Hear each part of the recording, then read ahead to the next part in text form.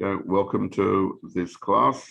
The class will be dealing with Parshas Beshalach and a very interesting verse within the specific parsha.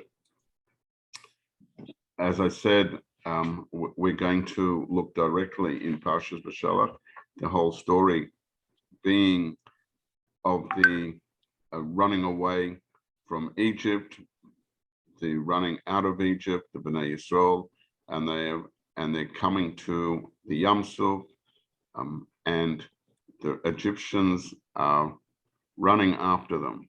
If we look at the verses which relate in the first section of the parsha, we see,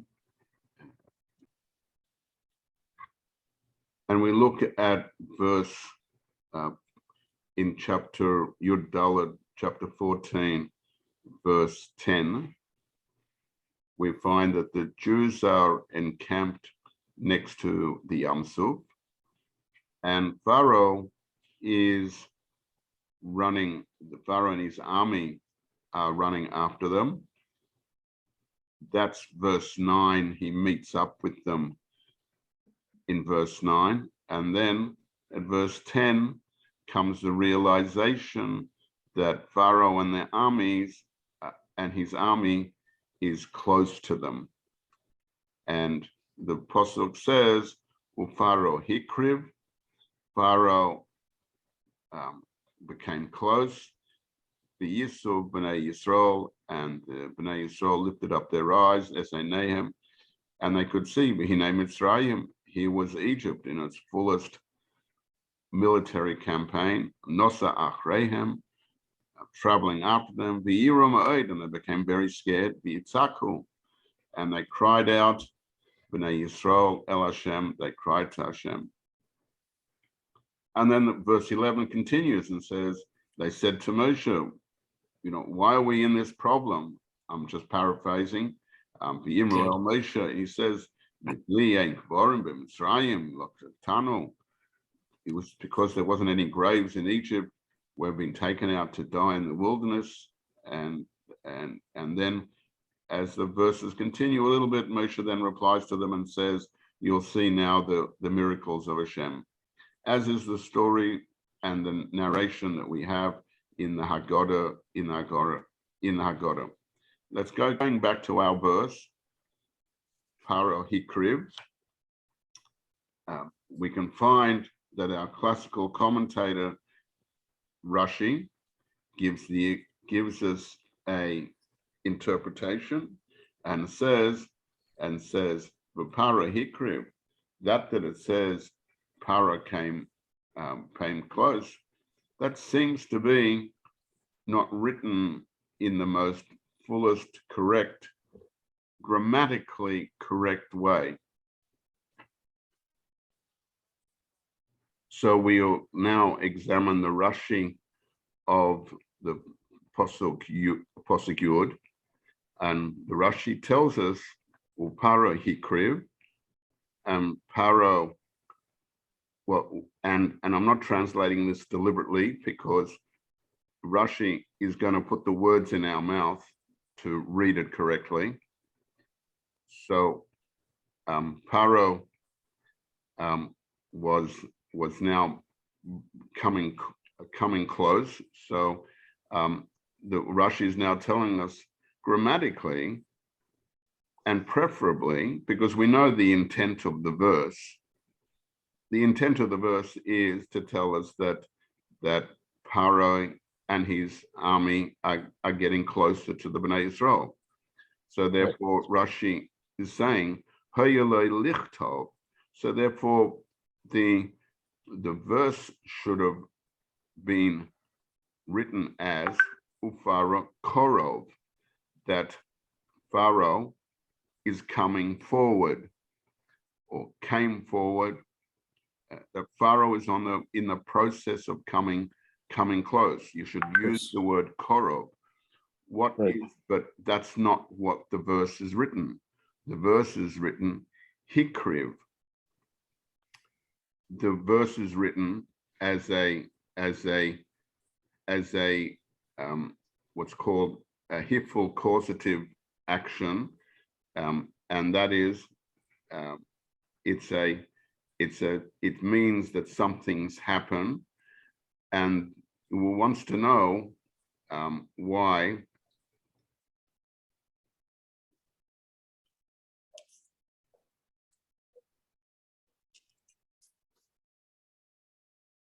it's something, it's this other tense. Right. Well, Mahu Hikriv. Right. So he says,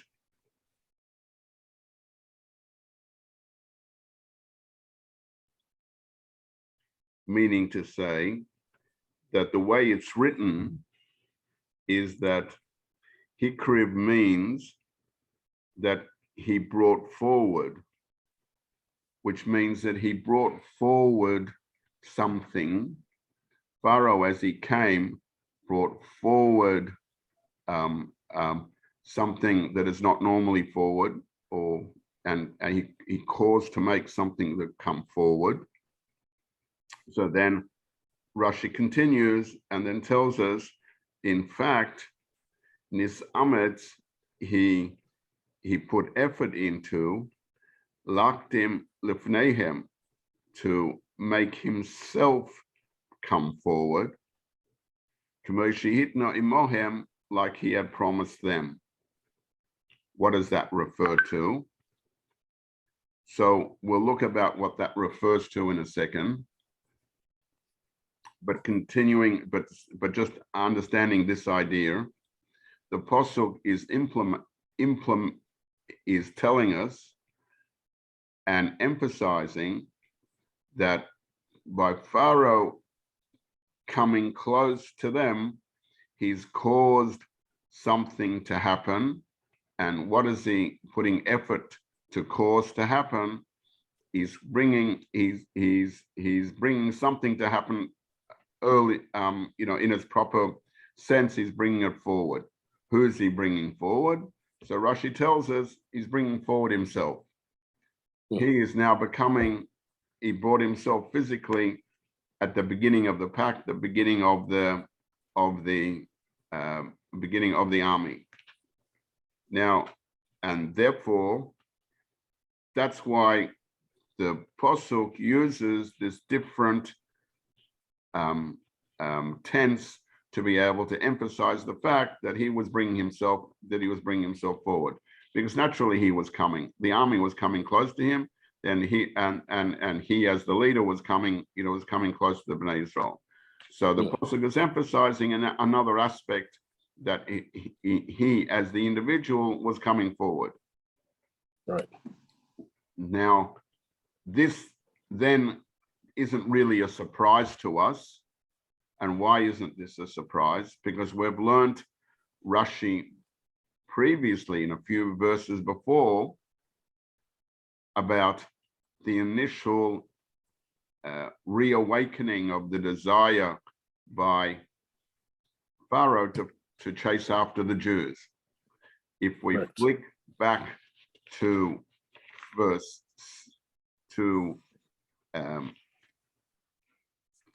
6,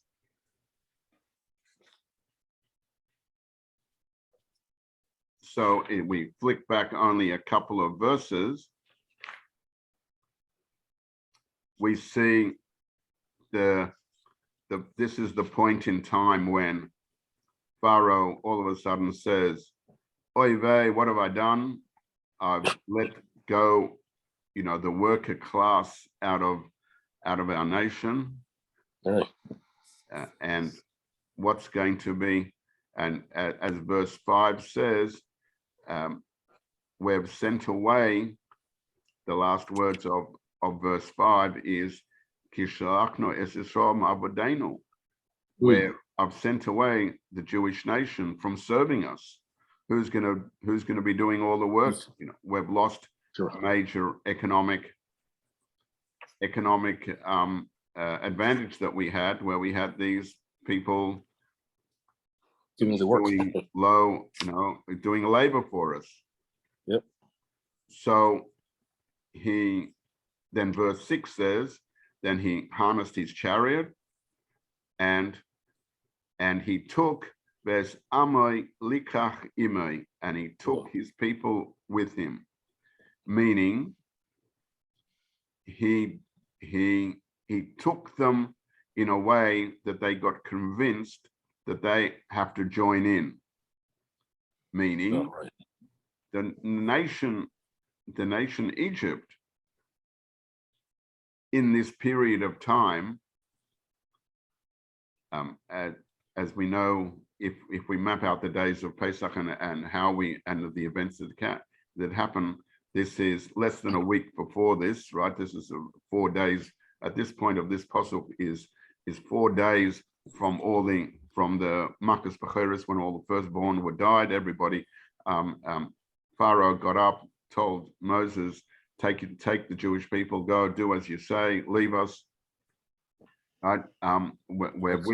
They witnessed all these people dying, all the firstborn dying. Nobody wanted a repeat of this anymore, right? Pharaoh himself, right, wasn't really sure himself, but nevertheless, in verse 5, it says it was told to the king of Mitzrayim that the people perhaps had left. We knew that, meaning that they weren't coming back, and so therefore all of a sudden he woke up in himself. So what have I done? Right. So he had a change of heart. Only temporarily did he let the people go. He knew that somehow on one hand he knew this was going to be not good. On the other hand, he couldn't let go all the economic benefits that they have. So he decided he's running after the Jews. Verse 6. Now the Rashi of verse 6 says, the second Rashi, Ves Amoi Likach Imoi, and he took the people with him. So Moshcha B'dvorov, he took them with words, meaning to say. And then Rashi continues and says, a typical example of what you would expect from the first people who hate the Jews, an anti-Semitic trope that's coming out of Pharaoh. He says he drew the people with words. He started to convince all the Egyptian nation it's to our benefit that we run after them and bring them back. What's happened? They've they caused all our woes. The Jews have caused it all. They've taken our money, and we even let them go. No, Bona Imi, come with me, and we'll get them back. And then he says, I won't deal with you, my army, my people, like other leaders when they're conquering a nation, that that the other kings, what they do is they send the army first in the war. What I'm going to do is I'm going to go I'm going to go ahead of you, and I'll be head of the army. So you'll see that I'm putting myself forward in terms of doing whatever's necessary to do.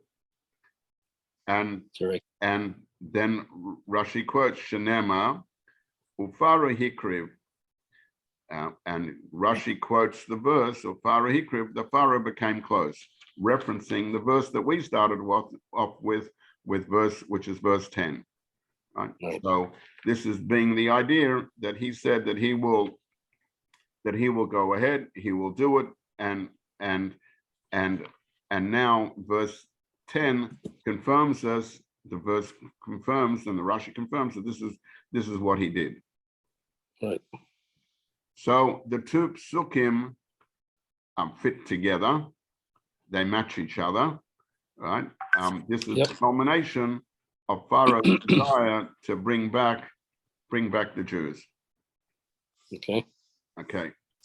Now this original shot of this is what's happened, the Midrash offers another interpretation. The Midrash says this is Rashi's shot, and this is the simple understanding, that is, or this, I should say, the straightforward understanding of the verse, that that Pharaoh is fulfilling the promise that of what he made to his people by moving ahead.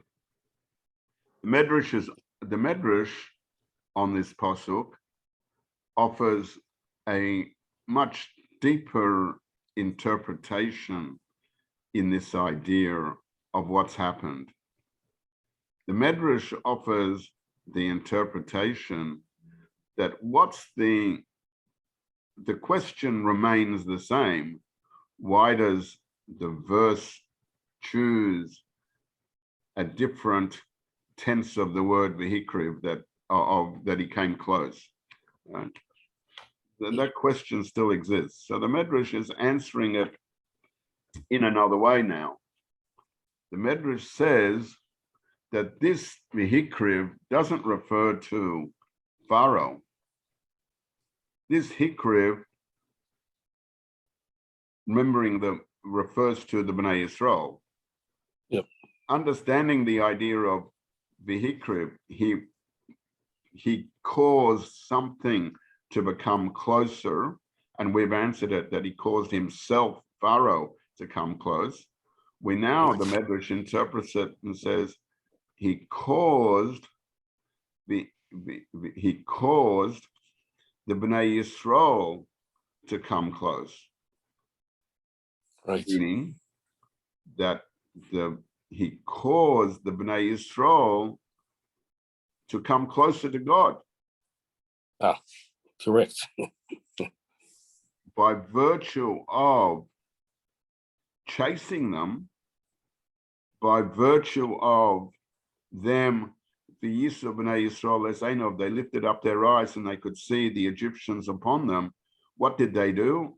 They were scared. So they cried out to Hashem. Yep. So the Vayikra of the Midrash suggests is that Pharaoh did for them the process of drawing the Bnei Yisrael closer to Hashem, and then that's why they cried out. Correct. And they did what they naturally do. If we look at the next Rashi of the verse in verse Yud, there's three Rashis, so the second will be Isaku, they cried out. Chavshu umneis avesam. They grabbed Topsu, they grabbed the profession, the skill, the craftsmanship, many ways to translate umneis, right?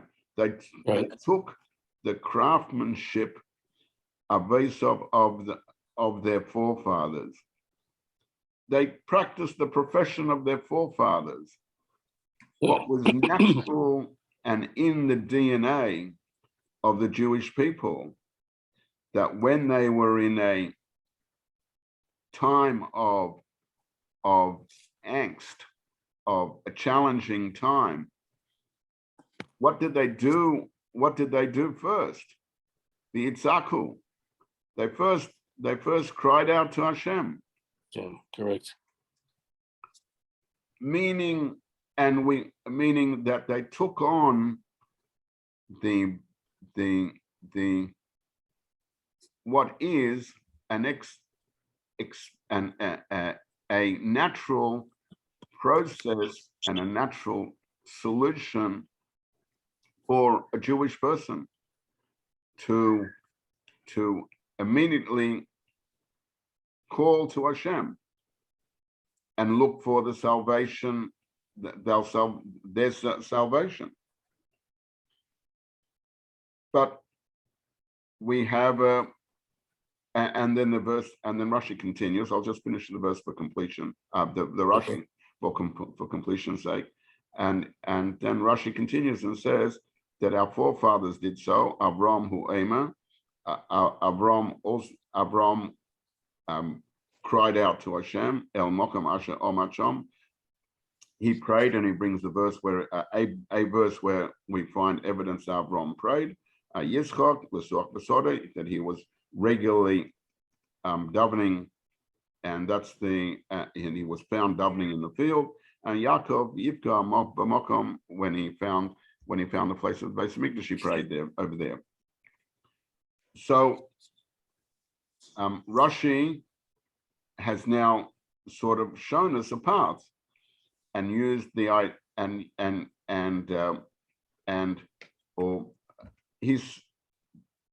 Rashi has just shown us the simple understanding, or a plain factual understanding, not mentioning. So he said Vayikra. So when Pharaoh came close, so he said Hikrib. So what was the Hikrib?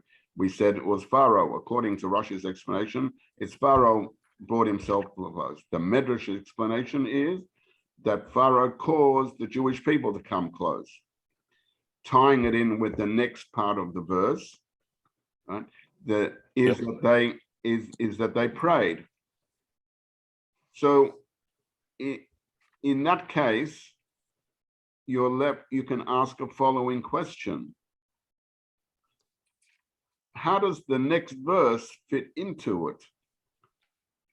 If this is the natural reaction of the Jewish person to pray to Hashem, and why are they praying to Hashem? Because this is the Jew who has full belief in Hashem and has just experienced all the miracles of the going out of Egypt and all the miracles which happened at that point, and now coming to the Red Sea, and they're full of bitachon for Hashem.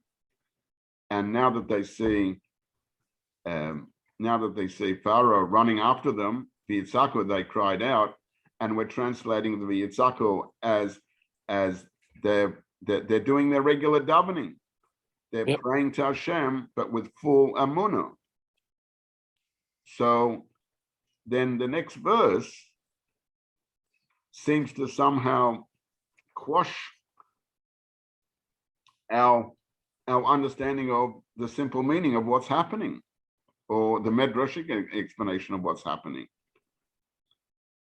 All of a sudden, they're complaining to Hashem, and they say, "What? There wasn't enough graves over there in Egypt. You know, what are you doing to us? Is this is this somehow in opposition to our verse?" So in fact, we can answer that in fact, this is not a complaint. Verse 11 is not a complaint to Moshe Rabbeinu as much as an exclamation of people who are in panic. Okay. The simple reading of the verse, which is how Rashi is telling us, combined with the Midrashic explanation, the simple understanding is that they cried, and using the profession, the skill that they have of davening. But if that's such a natural skill, why did Rashi even have to, make this expression that they grabbed the craft of their forefathers? Why even mention it? That's just natural for a Jew. Right. So the real answer is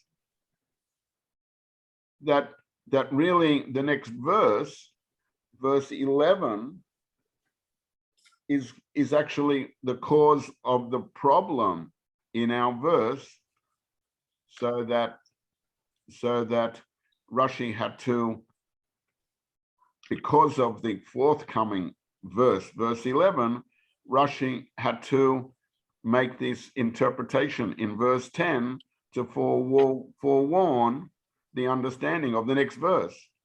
Mm. Now, in what way is that? Because verse 11 looks like they're somehow throwing up their hands and saying, why is this, why is this happening, and complaining to Hashem. So the Rashi of 10, saying that they grabbed their umnes, the craftsman, the skillship of their forefathers, is answering, this is the natural skill of the Bnei Yisrael to daven to Hashem. And in fact, verse 11 is an expression of their natural exasperation as human beings, rather than as a complaint or a matter of disbelief. Mm. And hence, that's why Rashi has to go to an at length and give and prove to us that our forefathers, right, had this natural tendency to pray and to seek guidance from Hashem through prayer, right? And to in order that they can live and proceed further.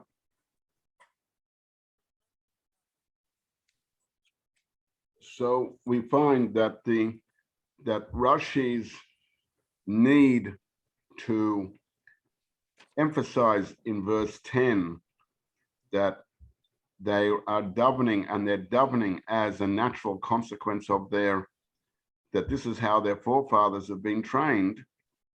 And how do we know that our forefathers have been trained this way to pray? So Rashi goes to detail and brings 3 verses, to one from each, and verse each from one from Abraham, Yitzchak, and Yaakov, to prove to us that this is the natural a natural method of a Jew to pray to Hashem. Yep. And to turn to Hashem. And then what about verse 11? So verse 11 is we can understand it as that a person's human, and it's not that they were lacking of faith, but rather they are in a state of an extreme emergency. Panic. Despite the fact that they believed, they were frightened, and they said to Hashem, the Egyptians are approaching, and that's human nature, that a person can genuinely believe that he'll be saved by Hashem, but nevertheless point out the physical circumstances of everything that the Pharaoh is approaching. And as the halacha tells us, as we learn in halacha, that a person can't be held responsible for what a person might say that in a time of personal disaster, and we can't lock him up because of it, not because the person's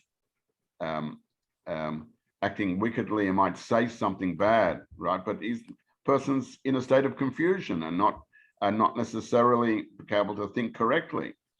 So therefore, Rashi is not worried about the complaints of verse 11, but in order to forestall any issue, we've made that explanation in verse 10.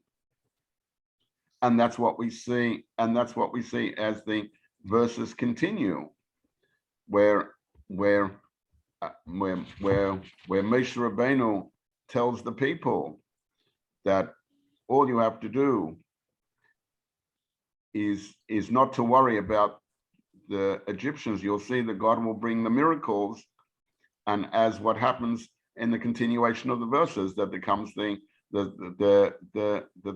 splitting of the sea, And in fact, Hashem tells Moshe Rabbeinu in verse 15, while the people have prayed, and Moshe starts to pray, right? Moshe says, why are you davening? All you have to do is to speak to the Bnei Yisrael and tell them that they just have to move ahead. And then in the story of Nachshon going into and then you lift up your hand, the water splits and they go through. Right. And that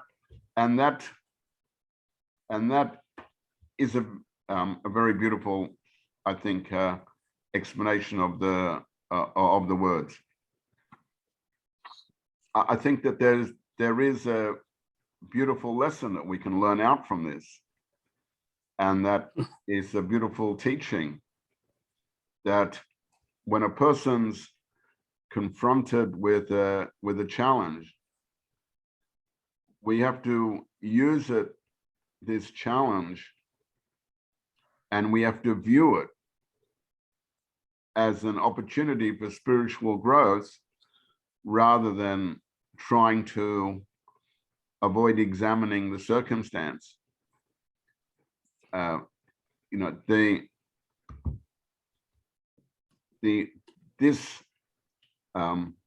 These issues that we face in our lives, and we have to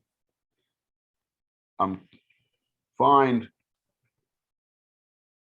a way to combat the different problems, but understand that these issues have come in order to strengthen us, just like the Midrash is implying that there is a benefit that has come out by Pharaoh coming close. He caused the Jewish nation to come closer to Hashem. So we can't do much about adversaries and adversity which comes to our life. But what we can do is that we can look towards them and understand that everything comes from Hashem, and that we shouldn't lose our sense of priorities or weaken our sense of connection to Hashem. That these occurrences which happen, adversity, whether it be physical adversity or spiritual adversity, they shake us out of our complacency, but they're not allowed to undermine our self-assurance. But we have to strengthen ourselves, and they give us the opportunity to advance and find a deeper connection to Hashem, and with our ongoing relationship to Him. And then, as we see in the narrative of the Bnei Yisrael, that we just have to continue on, and Hashem will help us through and guide us through, that is part of those next verses. Interestingly, because these verses which we're just doing, the verses of crossing the Red Sea,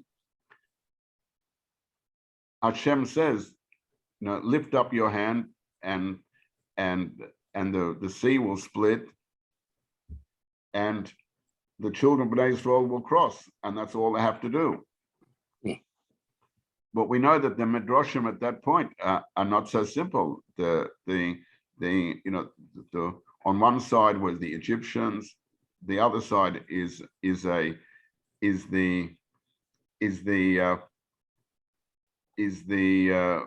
sea. There's no bridge to get to go across, right? And the water hadn't split.